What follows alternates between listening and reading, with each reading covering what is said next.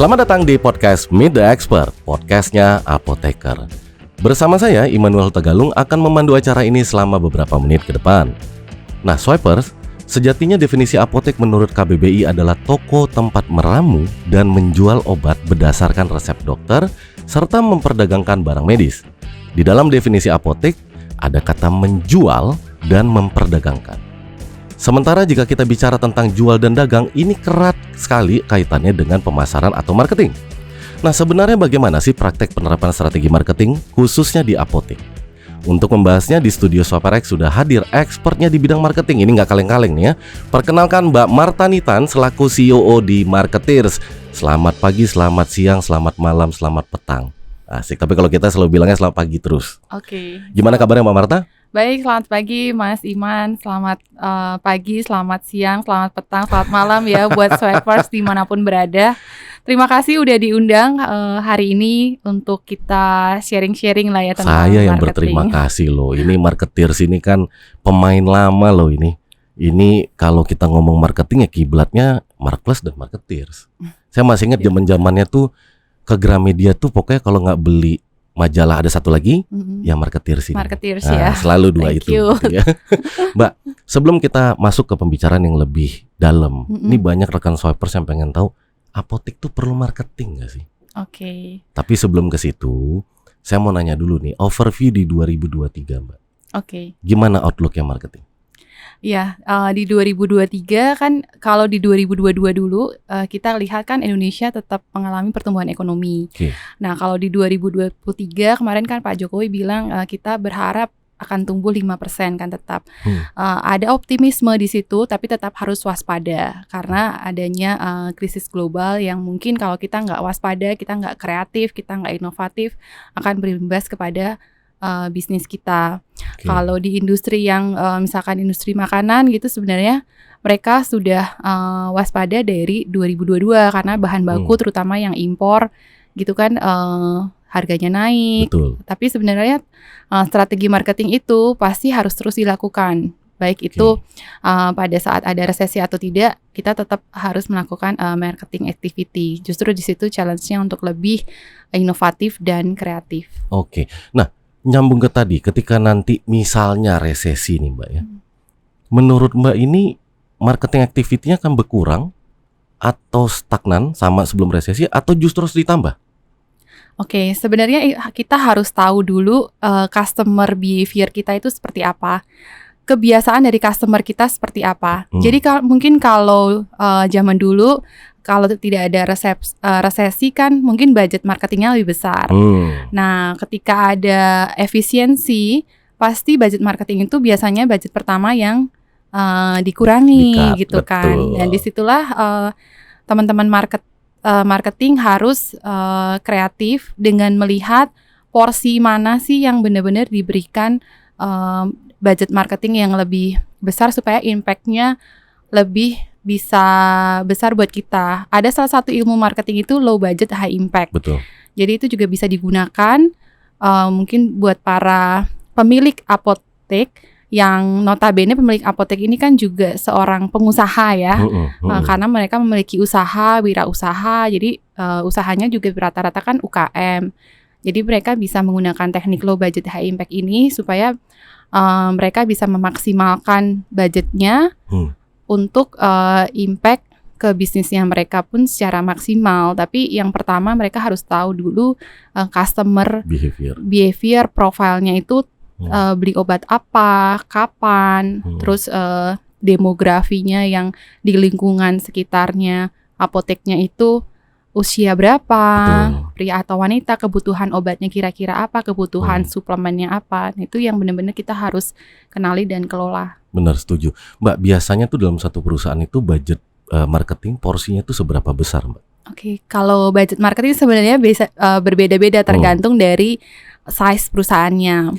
Kalau yang normalnya biasanya ya 20% itu sudah besar. Tapi kalau untuk UKM kan nggak mungkin segitu. Betul. Ya. Jadi pasti lebih kecil lagi gitu. Tapi bahwa aktivitas marketing harus ada tuh memang harus seperti itu. Oke, karena banyak banget ya mungkin saya nggak boleh bilang banyak banget lah. Ada beberapa apotek yang masih berpikir perlu nggak sih saya pakai marketing gitu.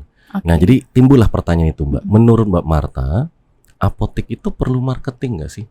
Ya, Mas Iman, kalau menurut saya apotek perlu marketing atau enggak itu sangat perlu. Oke. Karena tadi balik lagi apotek itu kan adalah yang stand alone adalah perusahaan UKM kan. Jadi UKM itu justru sangat penting marketing. Dan ketika perusahaan itu produknya hampir sama, apotek itu kan produknya rata-rata hampir sama apotek Betul. satu dengan lainnya. Harganya pun mirip-mirip. Nah, kalau kita kutip dari pernyataannya Pak Hermawan, ya guru marketing Indonesia, beliau bilang salah satu hal yang bisa membuat berbeda antara apotek satu dengan yang lainnya itu adalah pelayanannya. Betul, Service. ya. Nah, setelah adanya pandemi, kita kan merasakan bahwa pelayanan itu tidak hanya secara offline aja. Jadi secara konvensional orang parkir motor, datang ke apotek, antri, menunggu obat diracik, terus dia selesai. Itu pelayanan yang konvensional, yang masih offline. Tapi kita sudah juga experience merasakan pelayanan secara online. Ternyata bisa gitu. Betul. Nah, sehingga apotek ini mau tidak mau didorong juga untuk melakukan strategi marketing lewat pelayanan. Lewat pelayanannya. Oke. Let's say saya pemilik apotek nih, Mbak. Terus ya udah deh, penting nih marketing ya. Saya mau jalanin marketing. Aspek-aspek apa aja mesti saya perhatikan sebelum menjalankan atau dalam menjalankannya lah sekalipun. Oke. Yang pertama tadi ya, kita harus tahu dulu customer kita itu siapa, gitu kan, profilnya, supaya kita bisa menentukan obat apa atau suplemen apa atau produk apa yang cocok untuk apotek kita. Contohnya, apabila saya apotek yang dekat dengan perkantoran apartemen, pasti kan kebanyakan obat yang dimiliki adalah orang-orang bekerja. Lalu vitamin-vitamin yang butuhkan orang-orang yang bekerja gitu kan, atau orang-orang yang lembur misalkan. Tapi kalau misalkan saya apotek yang ada di dekat perumahan, perumahan itu kebanyakan keluarga, misalkan terus banyak anak-anak.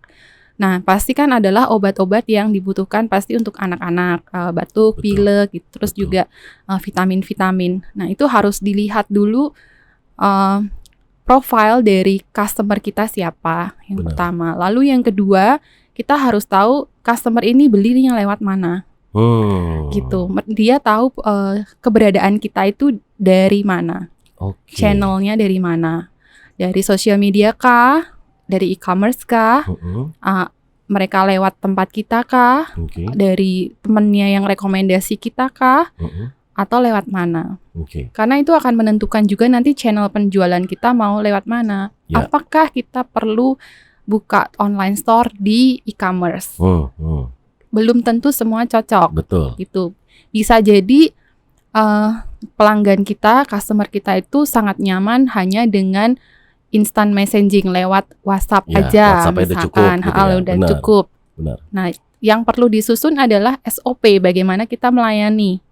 Misalkan saya mau pesan obat, ini ada resep dokter, saya foto, saya kirim, terus dalam waktu 2 jam obatnya siap. Nah, itu kan transparan tuh, kita sebagai konsumennya tahu bahwa dalam 2 jam obat saya akan siap. Setelah itu saya pastinya melakukan pembayaran dulu ya.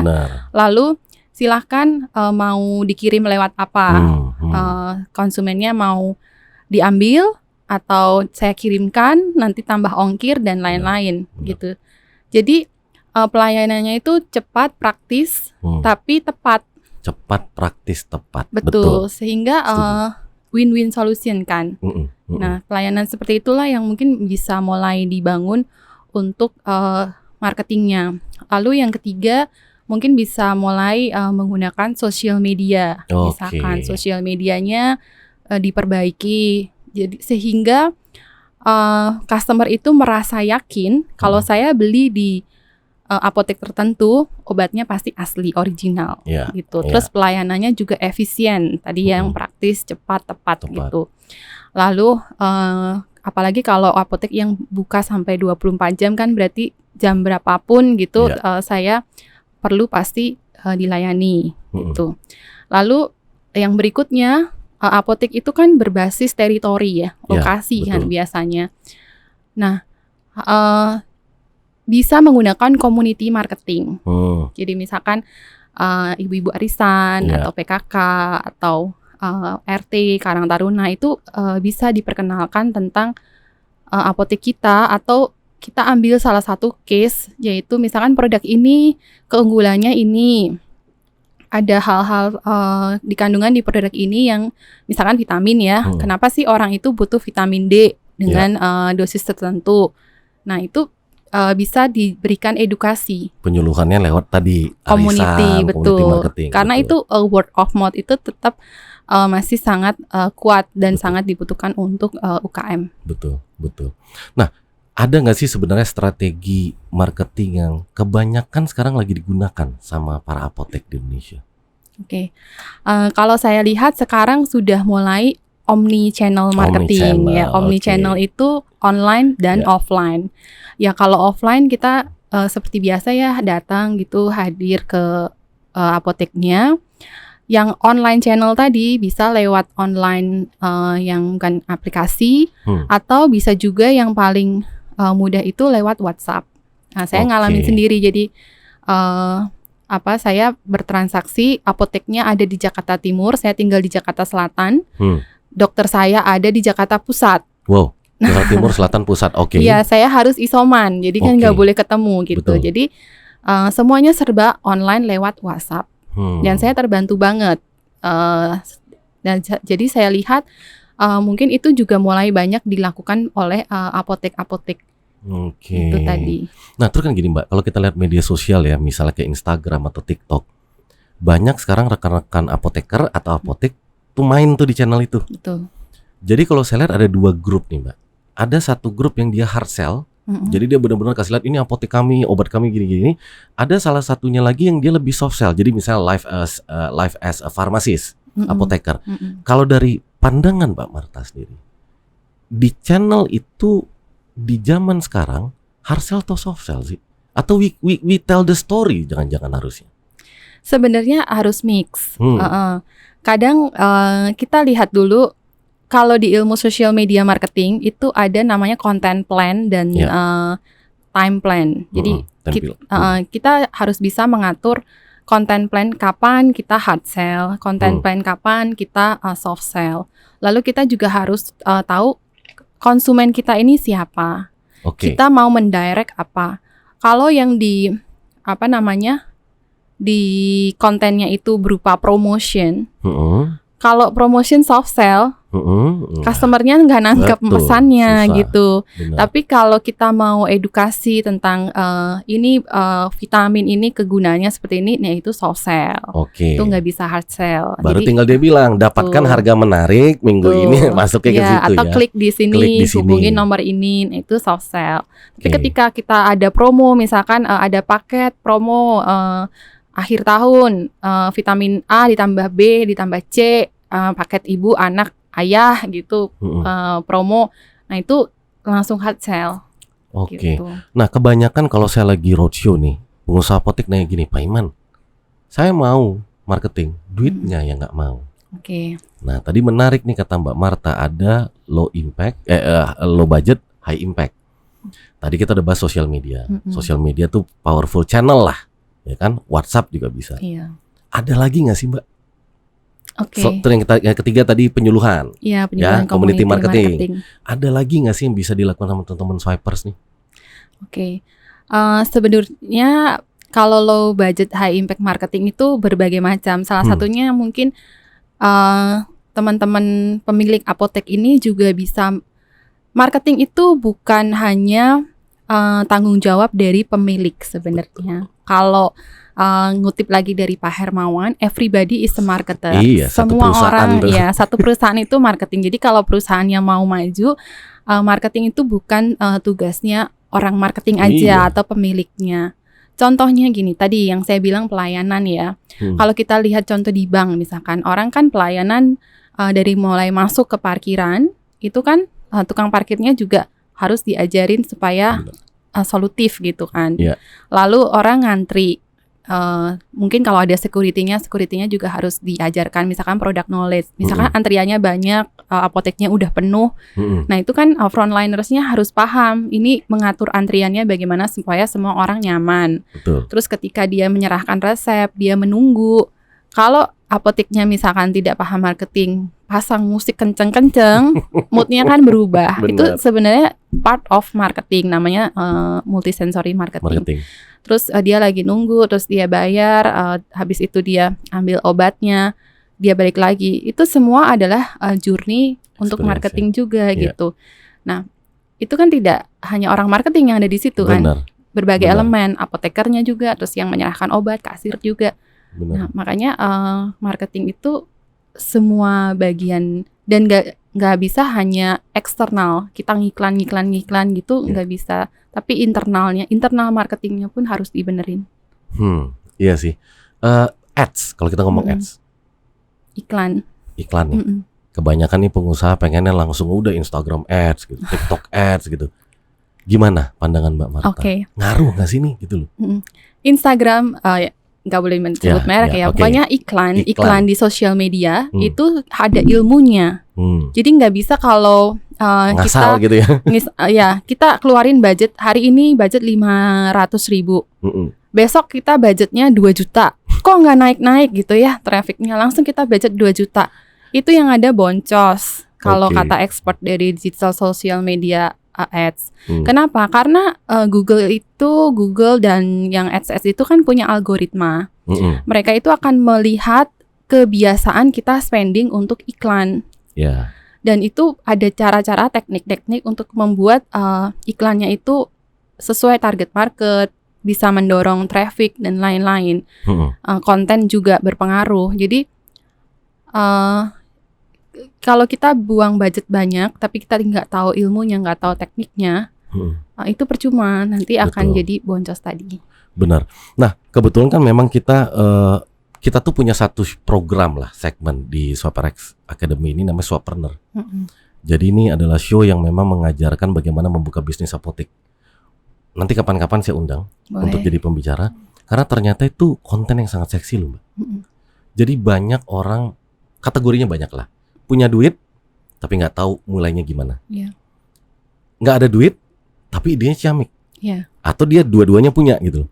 Nah, lewat konten-konten itu kita ajarin tuh marketingnya gimana, bahkan sampai kayak ini shelving obat itu bagaimananya itu juga kita ajarin. Nanti kapan-kapan nih menarik nih. Karena saya mau tarik lagi nanti lebih dalam konten tentang branding. Marketing aja masih banyak yang bingung. Apalagi branding di apotek. Ada satu hal yang menarik ketika saya suka roadshow. Saya pernah ngomong gini sama rekan-rekan pengusaha. Kenapa di Indonesia itu apotek pasti brandnya tuh ada Pharma? Di luar negeri enggak. Kenapa mesti semuanya Pharma? Enggak, takutkah menjadi sama gitu loh? Takutkah menjadi berbeda? Atau benar-benar justru nggak ada USP-nya? Kayak gitu tuh. Nah, banyak yang mereka pikir iya juga ya. Itu yang pertama, Mbak. Yang kedua, masih banyak yang berpikir kayaknya gue nggak butuh branding deh. Apa sih artinya sebuah branding? Nah, itu yang nanti nih, kalau boleh nanti kapan-kapan kita ngobrol lagi.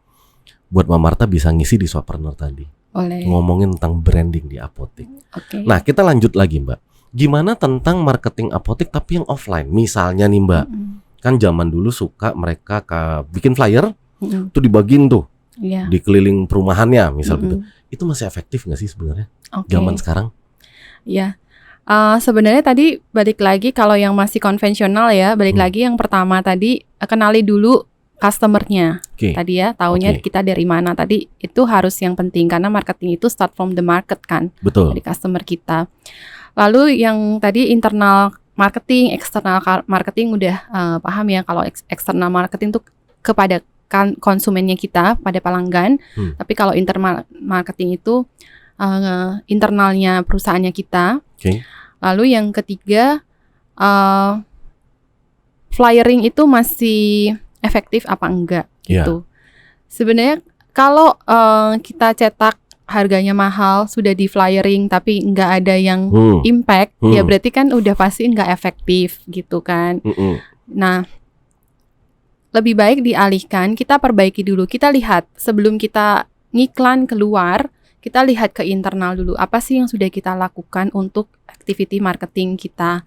Satu, apakah papan nama misalkan sudah oke apa enggak gitu kan, ketutup pohon apa enggak mungkin, terus terang digantungin atau enggak, aqua apa enggak, jangan nggak boleh sebut merek ya. Terus, tapi kan banyak kayak gitu Mbak, pakai spanduk tuh digantungin kan. Terus terang apa enggak. Betul. Nah terus penampakan aspek tangible itu yang semua kelihatan lewat mata, jadi pandangan itu apakah sudah kita lakukan dengan baik. Jadi misalkan orang datang gitu ya, ketika datang ke apotek, pandangan matanya ngelihat produk-produk atau poster-poster itu berantakan atau enggak. Nah itu harus ditata kantor apoteknya, tokonya, ibaratnya itu toko. Karena kesan pertama itu kan sangat menentukan. Betul. Gitu. Dan manusia itu 90% keputusan awalnya dari pandangan mata. Betul. Gitu. Betul. Lalu setelah itu bersih apa enggak apotek, karena tadi apotek itu kan farma, dekat sekali dengan kesehatan, kebersihan gitu. Apakah bersih? Staff-staffnya kita penampilannya seperti apa gitu kan? Penampilannya bersih enggak? Terus ramah enggak? Itu harus diperhatikan, karena dari situlah akan tercermin bahwa kita ini apotek yang profesional, terpercaya. Betul. Itu bisa mendorong branding tadi. Benar. Apalagi kadang-kadang ada apotek yang pas kita masuk baunya nggak sedap. Tuh. Gara-gara obat pel aja nih, cuman masalah itu ya, itu juga langsung mengganggu kan. Betul. Ini kesehatan tapi kok baunya begini gitu ya. Iya. Aduh. Nah terakhir nih Mbak, kan apotek kita tahu banyak apotek chain. Kita jangan sebut merek ya. Dan pastinya juga banyak apotek yang bukan chain. Kebanyakan pemain apotek yang non chain, mereka bilang kami pasti kalah. Karena secara modal pun kami sudah kalah. Secara budget marketing kami juga udah kalah gitu. Gimana pandangan Mbak Marta? Bisa bertahan nggak nih mereka nih ke depannya? Atau ini adalah bisnis apotek yang apotek kecilnya adalah bisnis yang ya nanti ada saatnya dia turun, decline, sampai kira tutup tuh banyak juga gitu. Gimana tuh Mbak? Sebenarnya gini. Kenapa sih orang itu kalau dari segi pelanggan ya, kenapa orang misalkan memilih apotek yang chain? Karena satu brandnya kan, mereknya. Karena merek itu kan jaminan kalau saya beli merek ini pasti SOP-nya itu standar. Betul. Itu kuncinya sebenarnya. Dan saya pasti produknya ini original. Karena kan banyak beredar produk obat palsu ya. Itu sangat ditakutin oleh konsumen. Karena konsumen itu tidak paham kandungan atau nama-nama obat dan kandungannya kan. Pasti kan apotek lebih paham, sangat ahli. Nah, yang dibeli oleh konsumen itu sebenarnya itu standar SOP dan jaminan. Gitu. Nah, apabila apotek yang stand alone ini tadi juga bisa memberikan pelayanan yang profesional, yang nanti mendorong merek yang terpercaya, itu saya yakin pasti masyarakat itu akan kalau udah beli di sana puas ya akan balik lagi ke sana. Karena di Jakarta sendiri sebenarnya kalau untuk beli obat, ya kalau dari pengalaman saya nggak beli yang di chain tadi. Saya beli yang tadi yang di Jakarta Timur yang lewat WhatsApp gitu. Betul. Karena itu rujukan ya para dokter. Jadi saya sudah yakin itu pasti jaminan aman lah gitu. Betul. Gitu. Jadi jangan berkecil hati gitu. Makanya kita harus kreatif dan inovatif. Mengelola apotek kita secara profesional, baik dari sisi marketing dan juga sisi operasionalnya. Nah Swipers kan bener kan, branding itu penting tuh tadi. Nomor 1 Lin sebenarnya Mbak Marta. Mbak Marta, kita mau masuk ke sesi berikutnya yaitu Ask the Expert. Jadi kita memang sudah menghimpun beberapa pertanyaan dan dari ratusan pertanyaan kita pilih 3 terbaik saja ya. Karena ini banyak banget nih kita promokan, waduh sampai bingung milih. Tapi ini yang pertama Mbak Marta, ini dari Nurul Izah. Ini bertanya melalui aplikasi SwiperX ya. Jadi pertanyaan Nurul adalah begini. Bagaimana langkah-langkah awal yang dilakukan untuk membuat media marketing di apotek? Jadi langkah awal untuk membuat media marketing di apotek. Dan media apa yang paling mudah digunakan untuk marketing pada apotek pemula? Gimana tanggapannya Mbak? Ya, halo Mbak Nurul, terima kasih atas pertanyaannya. Langkah awal pertama, ketika kita siap menggunakan sosial media, itu harus paham bahwa sosial media itu yang dinilai adalah engagement. Jadi PR, ya. kita apalagi kan ini produk yang butuh edukasi. Ya, Pak, misalkan ada yang nanya, anak saya usia 5 tahun, boleh nggak ya konsumsi obat tersebut? Itu kan pasti butuh jawaban gitu kan. Berbeda kalau produk makanan pada umumnya kan dia baca produk aja langsung bisa paham gitu. Ya. Nah, yang pertama adalah pasti tampilan dulu, fotonya dulu dibuat yang bagus gitu ya.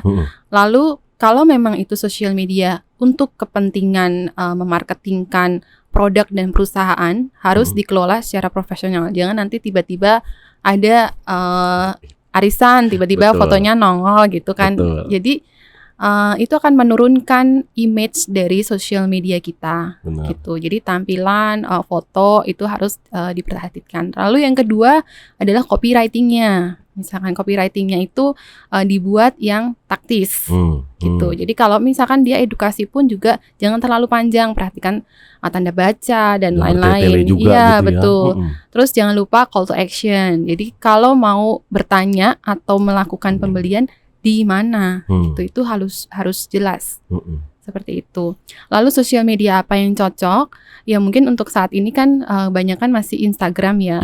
Tapi sebenarnya kalau dari sosial media itu beda sosial media, beda generasi yang menggunakan gitu. Kalau mungkin yang generasi X karena dulunya taunya kan Facebook ya, Meta gitu. Jadi mereka lebih prefer di sana gitu. Tapi kalau yang anak muda mungkin TikTok dan Instagram gitu. Terus kalau yang profesional mereka pakai LinkedIn. Gitu. Zaman dulu lagi Friendster. Friendster udah nggak ada. Zaman dulu lagi Emerasi, beda lagi Dalnet, abis itu udah tua banget tuh. Betul. Jadi mungkin kalau main di sosial media nggak hanya satu, mungkin cara kontennya juga dibedakan. Sama satu lagi sih, kebanyakan mereka nih cuman main sosial media, komen nggak dibales. Iya, gitu. Jadi memang harus lebih engage. Kan? Lebih engage lah. Gitu. Terutama nih produknya sebenarnya karena edukasi. Betul.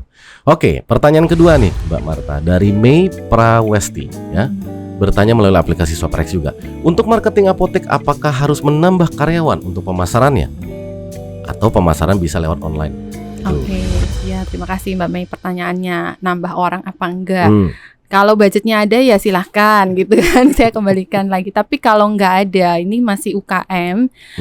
Itu tadi ya, marketing itu sebenarnya tidak hanya tanggung jawab dari satu orang aja, tidak hanya satu unit aja, tapi semua, everybody is a marketer. Nah, kalau memang misalkan latar belakangnya mungkin saya latar belakangnya sekolah farmasi gitu, tapi saya mau belajar marketing, bisa aja didukung. Tapi ingat marketing itu ada tingkatannya, jadi ada yang basic, terus ada yang intermediate, ada yang advance gitu. Ya tekniknya beda-beda. Tapi kalau memang belum bisa menambah orang, ya sudah digunakan menggunakan SDM yang ada, mungkin bisa diikutkan pelatihan atau tadi ikut kelas webpreneurs ya. Jadi itu kan ilmu-ilmu gratis yang benar-benar difasilitasi, jadi bisa digunakan. Semuanya kembali lagi ke diri kita mau belajar apa enggak atau tidak, gitu. Bukan bisa atau enggak. Oke. Mau belajar apa. Yang terakhir dari Rudo 1091 ini bertanya melalui Instagram Swaprex, Mbak Marta, cara naikin omset untuk apotek baru. Maksudnya berarti ini lebih ke strategi marketing yang cocok untuk apotek baru. Oke, ya Mas Rudo, terima kasih. Nah, kalau apoteknya masih baru, itu masih di fase awareness. Ya, jadi kalau di dunia marketing itu sekarang sebenarnya ada 5A. Ada aware, ada appeal, ada acts, terus act, terus advocate. Itu apa 5A itu? Jadi aware di mana kita membuat orang itu tahu akan kita. Gitu. Terus yang kedua, kita menarik gak buat orang untuk tanya-tanya. Terus yang ketiga, orang nanya akan aks lagi nggak? Dia akan nyari tahu lagi nggak? Entah dia telepon, entah dia WA, entah dia nanya lewat sosial media nggak? Terus yang keempat ada act, itu beli. Dia beli apa enggak? Terus yang kelima itu rekomendasi. Dia mau nggak advocate rekomendasi kita ke orang yang lain? Kadang rekomendasi ini bisa jadi dia beli produk kita dia langsung rekomendasi itu tingkat pertama. Tapi kalau ada juga yang dia nggak beli produk kita, tapi dia tahu reputasi kita, dia akan rekomendasi ke orang lain, gitu. Nah, Mas Rudo ini kalau baru berarti masih, saya nggak tahu barunya ini benar-benar apotek yang tadinya nggak ada di mana-mana, langsung ada di sebuah wilayah, atau apoteknya tadinya sudah ada di kantor, maksudnya di wilayah tertentu ini cabang atau bagaimana gitu. Kalau secara merek sudah ada, berarti awareness ini tinggal menunjang. Tapi kalau masih benar-benar baru, berarti fase awareness ini yang harus dilakukan adalah memperkenalkan awalnya dari teritori dulu, wilayah yang kita berada. Jadi ke tetangga-tetangganya, ke komunitas-komunitasnya. Jangan lupa di situ kita sediakan ini nomor saya kalau mau pesan, gitu. Hubungi nomor WA ini. CTA lagi pokoknya. Iya, CTA. Jadi ketika kita memperkenalkan, kita juga harus tahu bagaimana cara menghubungi dan order ke kita. Iya. Oh, mantap sekali nih ya. Nah, Swipers, guna membantu apotek untuk memaksimalkan penjualan dan meningkatkan kualitas pelayanan kesehatan, melalui kesempatan ini saya akan menginformasikan ada kabar baik ya, bahwa SwiperX dan Marketeers akan kolaborasi dalam bentuk konten edukasi. Jadi untuk Swipers yang bekerja di apotek, Swipers bisa tungguin konten kita yang nantinya akan fokus membahas tentang pengimplementasian strategi-strategi marketing yang tentunya dapat meningkatkan omset apotek Anda. Makanya, pastikan subscribe dan ikuti terus channel YouTube SwiperX Indonesia dan Marketeers TV untuk dapat update-nya. Nah, Mbak Marta, terakhir ada pesan nggak untuk owner apotek atau manajer apotek terkait tentang marketing? Silakan. Oke, terima kasih Mas Iman. Jadi untuk semua swipers di seluruh Indonesia, tetap semangat. Ilmu marketing itu bukan ilmu yang tidak bisa dipelajari. Yang penting kita mau belajar apa enggak. Sekarang channel sudah banyak, jadi teman-teman bisa mendapat ilmunya dan mengimplementasikan, dievaluasi lagi apa yang bisa diimplementasikan terus atau apa yang harus direvisi. Be kreatif, be inovatif. Nah, itu keren tuh, be kreatif, be inovatif. Karena balik lagi tadi ke penyertaan di awal banget, produknya sama, ya kan? Iya. Jadi harus lebih kreatif, lebih inovatif, dan service marketing. Oke, Mbak Marta nih, thank you so much udah datang, udah banyak pastinya insight-insight lagi menjadi penguatan bagi pengusaha apotek atau apoteker itu sendiri atau bahkan TTK. Nanti ditunggu lagi kolaborasi kita ya. Siap. Oke, Swipers, jangan lupa untuk like, share, dan subscribe akun YouTube kami serta nyalakan fitur notifikasinya supaya bisa tetap up to date dengan konten-konten kami yang berikutnya. Sampai jumpa di episode berikutnya. Meet the Expert, podcastnya Apoteker. Salam sehat. Salam sehat.